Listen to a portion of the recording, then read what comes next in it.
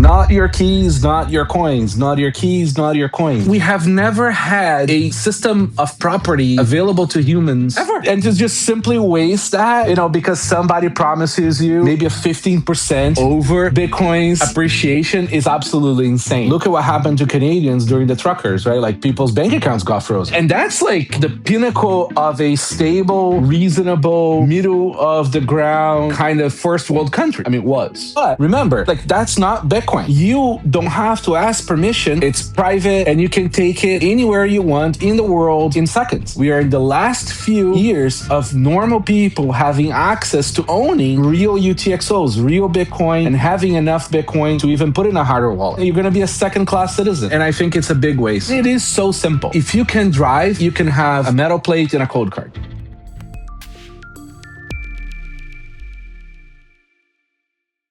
When I got hardcore into Bitcoin about 6 years ago, I mean, you couldn't scroll on Twitter once without seeing not your keys, not your coins. But that whole entire self-custody ethos seems to have dissipated a bunch in the past couple of years, right? It's interesting out there. Yeah, so give us your take. I mean, you've been in self-custody for over a decade. Tell us your view on how self-custody has evolved over the years. Not your keys, not your coins, not your keys, not your coins. It's not complicated, right? I mean, the reality is like Bitcoin essentially offers two things, right? Two main value propositions, right? One is anti-debasement, right? So don't get poor slowly, right? And the other thing is sovereignty, right?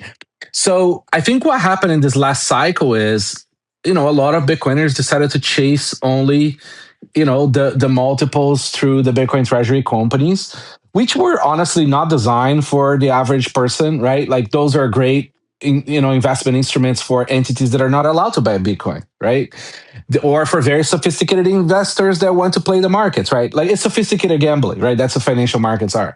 And I think a lot of people got confused with that. And we have a fairly stable financial system in this sort of last few years. So people maybe got a little bit more confidence in that. But remember, like that's not Bitcoin, right? Like Bitcoin is like a real digital asset, right? That you own and you sign with your cold card, right? So you don't have to ask permission from your trading account brokerage, right, to remove your Bitcoin from some system, right? Like with Bitcoin, if you buy it on an exchange, you put in your cold card, they are yours, right? No permission, it's private, and you can take it anywhere you want in the world in seconds, right? You can send it anywhere in seconds.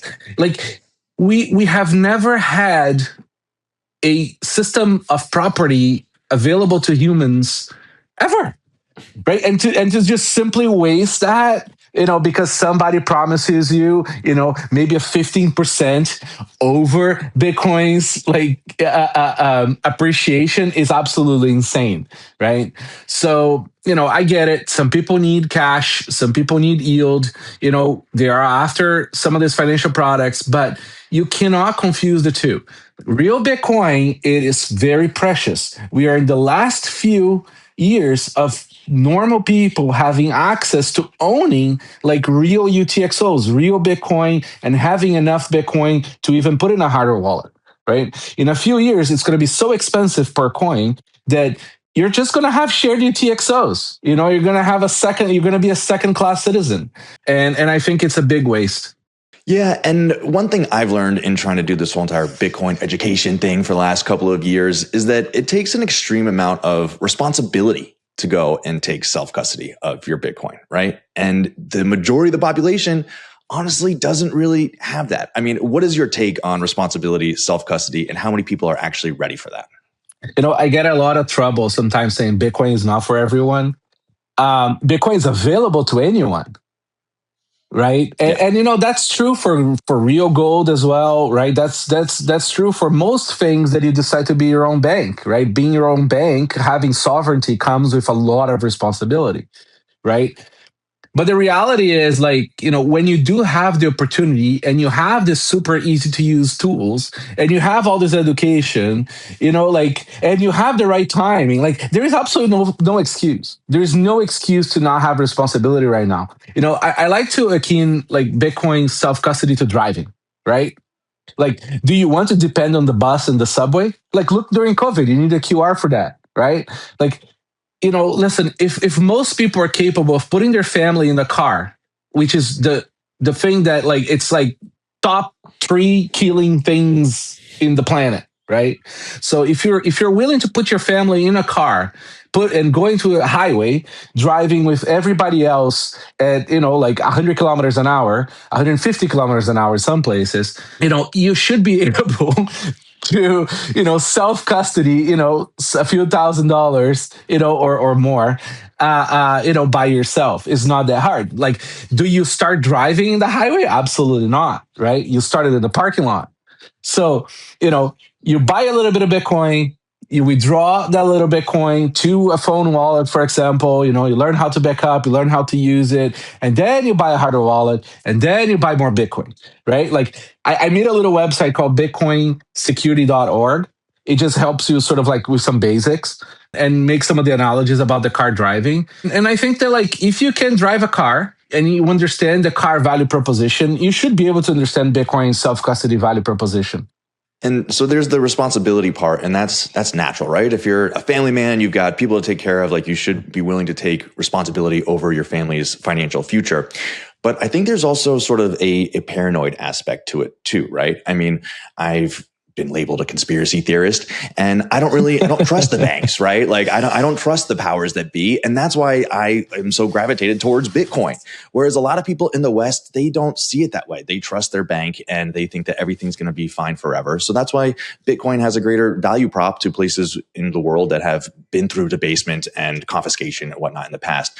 So do you think that it's going to take some sort of catastrophic event to make Westerners in America and the first world understand the importance of self-custody?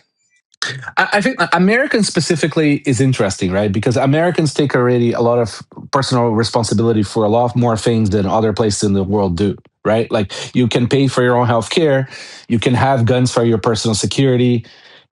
Most people drive, right? Like, most people have, like, their little lot of land where they maybe produce food. So it is a country where people are a little bit more self-sufficient in that sense. So I don't think it's a hard value prop, right? It's just that there is different Americas, right? You have the like the commie Americas, where everybody rides the subway, they're against guns, and they don't, and they believe in the banks, and the vaccine is for your safety. So like, different people, different needs. People are going to find racking, at some point.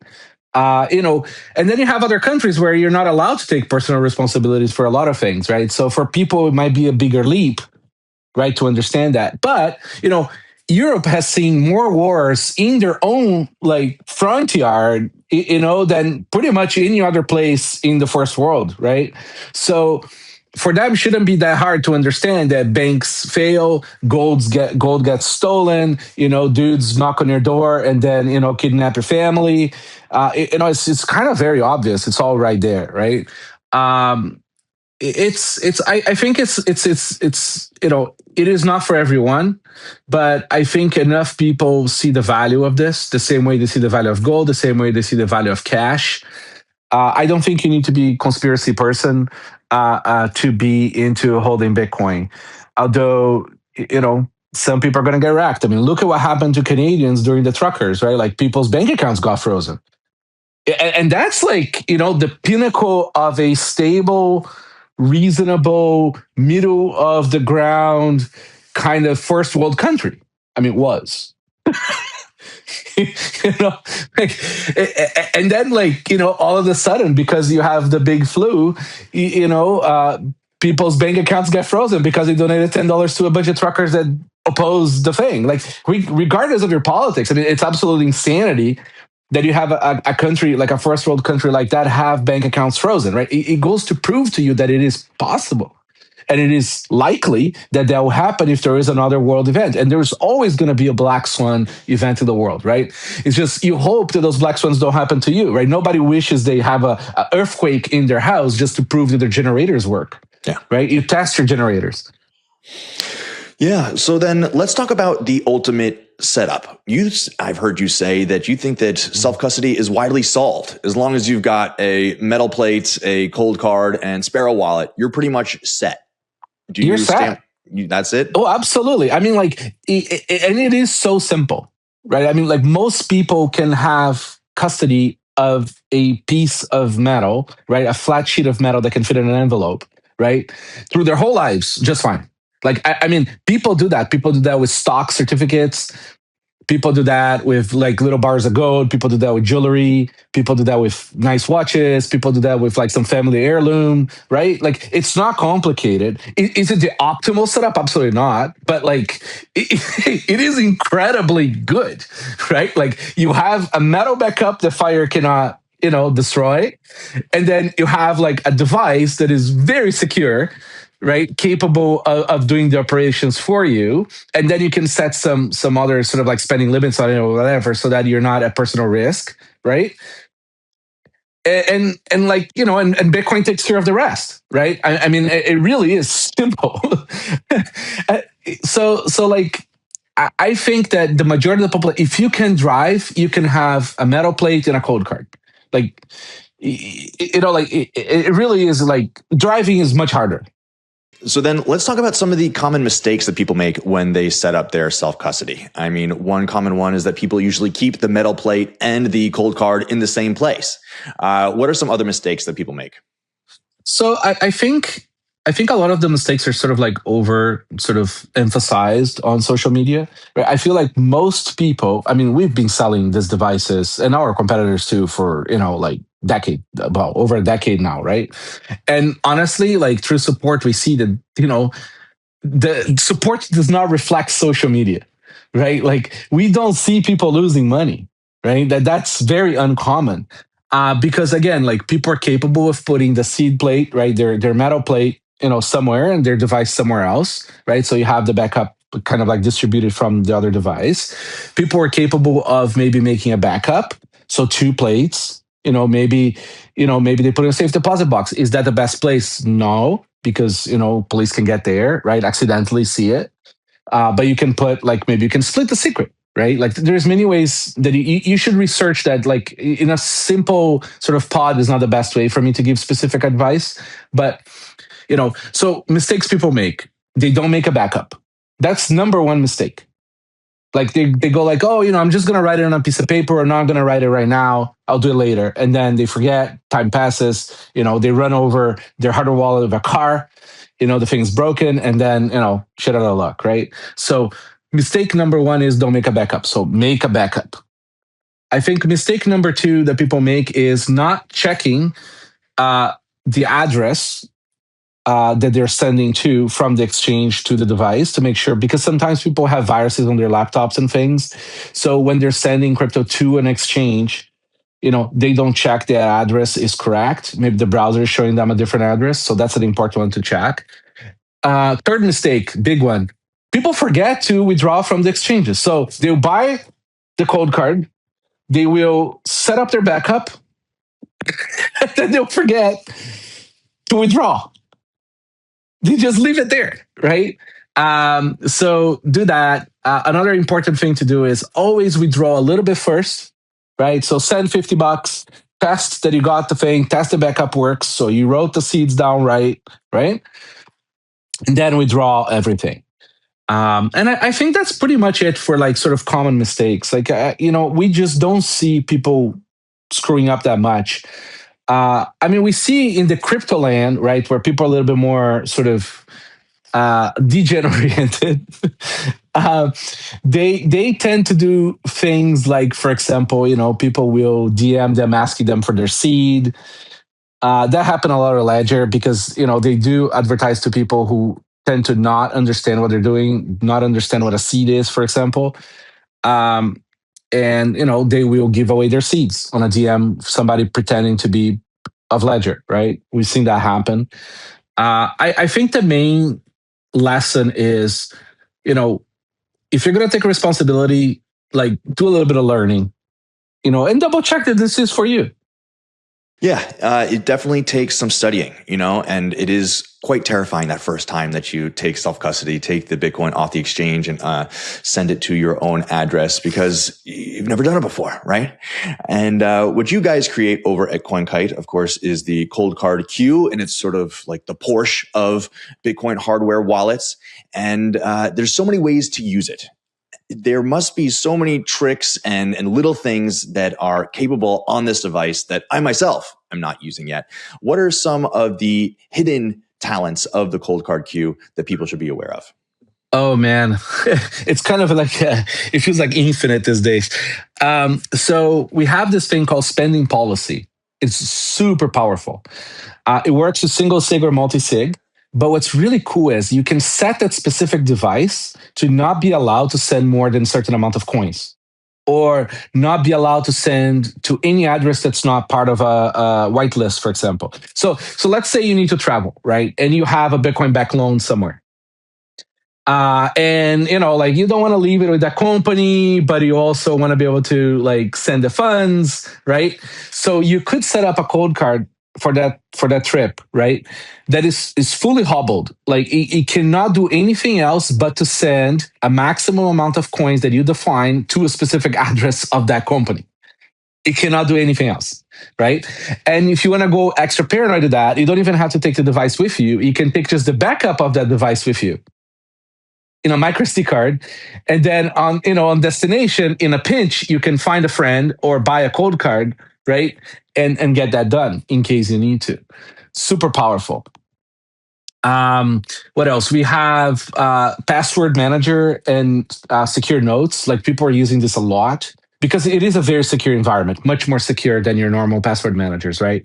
So, for example, you need some, you want to put the bank account numbers, you want to put like some inheritance instructions, or like, some things that are very private, right? And you don't want that sitting on your computer or password manager. That's a very good place for it. We have key teleport. So, for example, you can set up a cold card for, say, your grandma, and she's across country, right? She can like then go on a video call with you, and you can transfer that preset cold card to her cold card. Cool. And then boom, she's set up, right? Like, and you didn't even have to go there. There's a lot of things like that. It's a very powerful device. Wait, you're telling me I can win free Bitcoin every day just by dropping a chip? Check out Sats Drop from Rhino. You get 3 free drops every day with chances to win up to 10,000 sats instantly. And if the super drop activates, we're talking bonus drops, multipliers, and jackpots of up to 100,000 sats redeemed right in your Rhino wallet. Sign up for free now and start stacking sats.